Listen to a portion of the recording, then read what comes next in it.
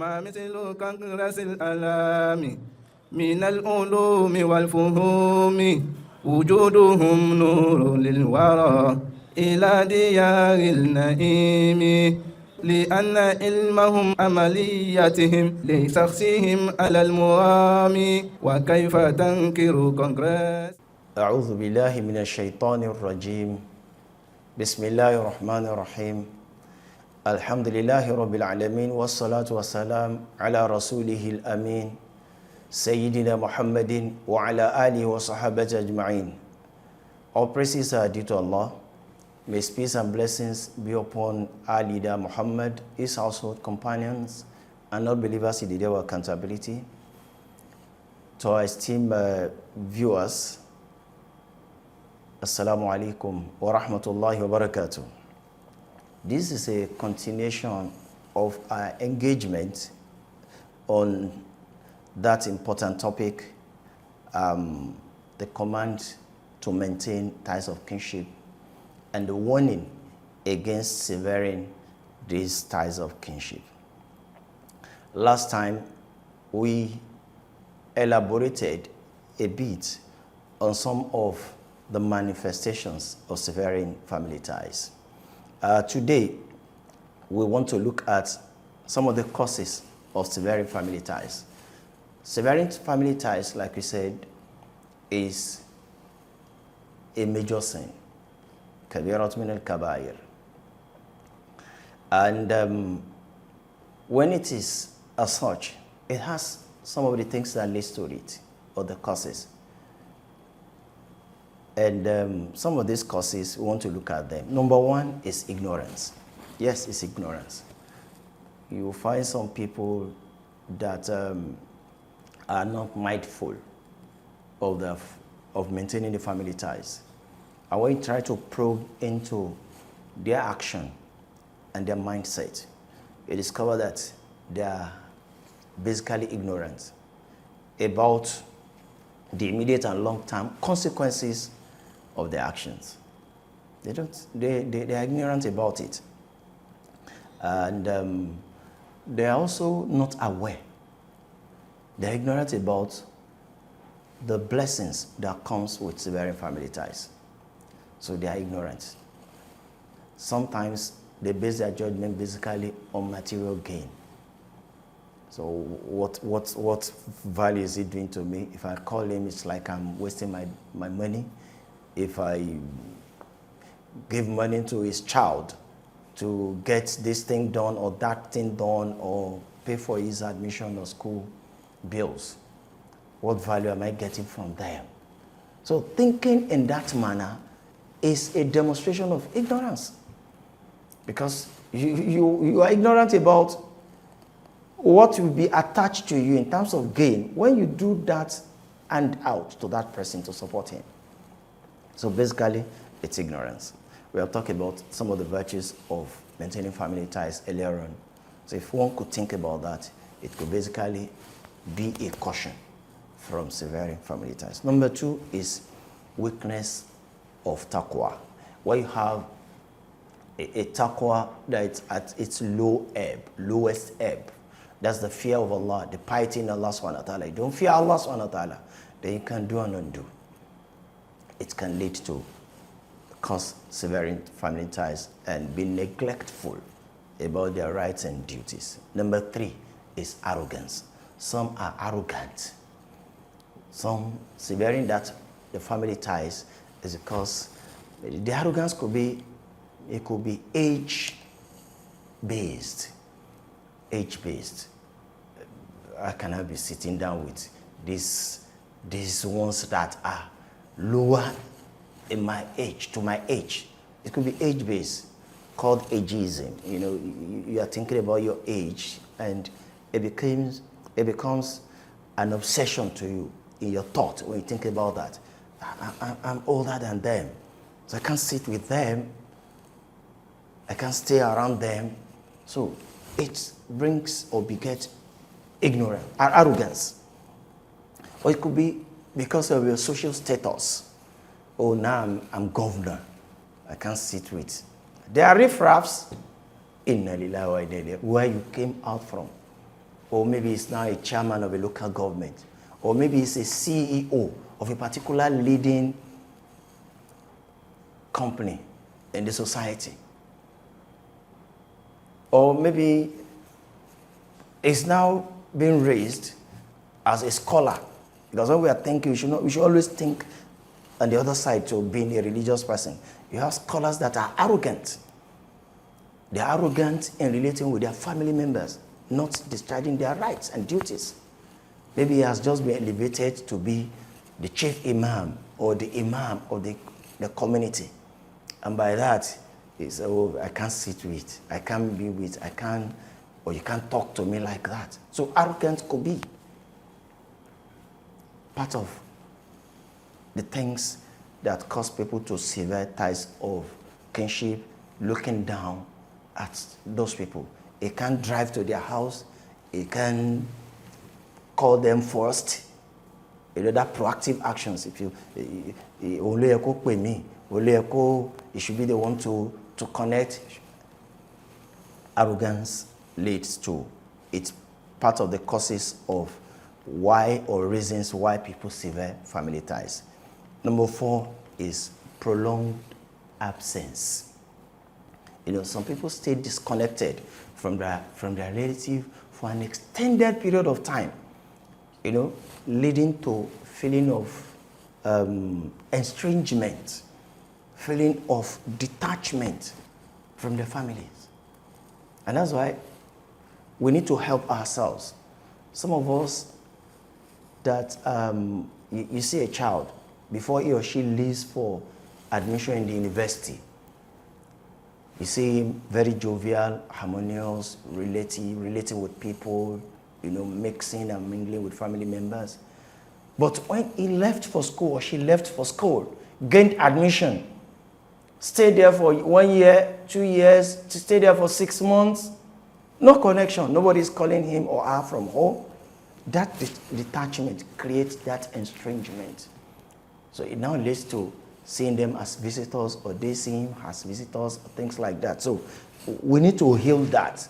We need to be proactive to help our family members or relatives when you know that they are moved apart or may move away to take charge of a particular cause, to get engaged in particular cause or activities, and they are staying, long from home, from relatives. That we need to assist them and support them by connecting with them. And number 5 is harsh blame. Blaming when an act of blame comes up, blameworthy acts comes up. Yes, it's right to blame, but it should be done with kindness and it should be done with leniency. Allah subhanahu wa ta'ala even commanded the Prophet sallallahu alaihi wasallam that if you are harsh, if you are, ghalidh al-qalb, your heart is hardened towards them, lam faddu min hawlik, people will move away from you, turn away from you. So that's why leniency, even in correcting people, should be our path. So harsh blame creates estrangement. Harsh blame creates severing family ties. Number 6, excessive formality. Takalluf. You create excessive formality in our relationship. Some people feel the need to go, for instance, great lengths in hosting their relatives. So spending large amount of money and exhausting themselves in providing hospitality. So if they have limited financial means, then this burden discourages them, from inviting their relatives. So we should not be, when people becomes burdensome to some people, and some people realize that there is that sense of entitlement. When you have sense of entitlement, you want to carve out so much from people. You should have that feeling that you put yourself in that person's shoe. Can I condone this? So we need to be lenient with people. We don't overburden people. So when you overburden people, it creates severing family. Oh no, I don't want to. Oh, if it comes now, oh, my contingencies will go high. So when people have that feeling, it makes them want to move away. So we need to make things easy for ourselves and be accommodative. It's on both sides. Number 7 is lack of interest in visitors. Some people don't like to host people. So it creates always, manning the gate, setting those rules, creating borders so that people don't have access to them. Then number 8 is miserliness and greed. Some of the things that make people sever family ties is miserliness and greed. Then number 9, because of our time, is delay in distributing inheritance. Some of the things that create family tie, severing family ties is when inheritance are there and it continues to linger for long without sharing. People having their duty, their portion, their share from the inheritance of their loved ones that are deceased. Then it could create rifts in the families. It could create rifts. And more importantly, where the inheritance that is there, waiting to be shared, not shared, and some part, a person or two, are enjoying the usage, while other people are observing and looking, expecting. So delay in distributing inheritance sever families. So that's why we need to be proactive in sharing estate so that people can be provided for as at when due. Part of the things that causes severing family ties is business partnership among relatives. And that's why before we go into business, into partnership, the rules must be followed. Even the Quran tells us, Faktubuhu, when you are going to transaction, Allah says, write it down. It's teaching us about documentation. Today they talk about corporate governance in setting up companies and industries. We need to establish corporate governance when we are going into business. You don't say, oh, it's my brother, it's my sister, it's my uncle. Then you jettison and neglect the necessary due processes. It will have consequential effect, negative consequential effect at the end of the day. So that's why we need to ensure that we don't allow partnership in businesses to degenerate into severing family ties. Then part of it is preoccupation with what the affair. When one is preoccupied with what the affairs, so it makes them want to cling onto this world and forgetting the hereafter. Then divorce at times among relatives, where there are divorce. So people take position. There's one, and most times not by the laws of Allah subhanahu wa ta'ala. So where divorce happens, we should allow it to go the way Allah has commanded it. Allah says, "At-talaqu marratan." Divorce is twice on the second pronouncement of divorce. After that, is either you take your wife or you leave. So what I'm using that to buttress is the fact that there are laws guiding divorce in Islam. And when you divorce, Allah do not say you can't be kind to yourselves, you can't be generous to one another, you can't show compassion among ourselves. So where that is not maintained or monitored, then degenerates into severing family ties. More importantly, in the area of who takes the custody of the child. The woman is in the custody of the child because the child is young and she's teaching the child, oh, this is your father, don't, or where the father is in the custody of the child, teaching the child against the mother. So these things create severance of family ties, which we need to basically guide against. Part of it is lack of patience in relating with our relatives. We talked about something close to that earlier on. Then part of it is forgetting to invite our family members when occasion happen. Part of it is envy. Where there is envy, al-hasad, it causes severing family ties. Then sometimes also is excessive joking. When you engage in too much joking and you make jest of one another. So it creates, I don't want to be in their gathering, or I don't want to be in this gathering. So these are some of the things that causes severing family ties, including slander and listening to it. When you slander people, you tell lies about them, you create falsehood about them, just to black, their personality, to blacken their personality. And maybe finally is bad characters.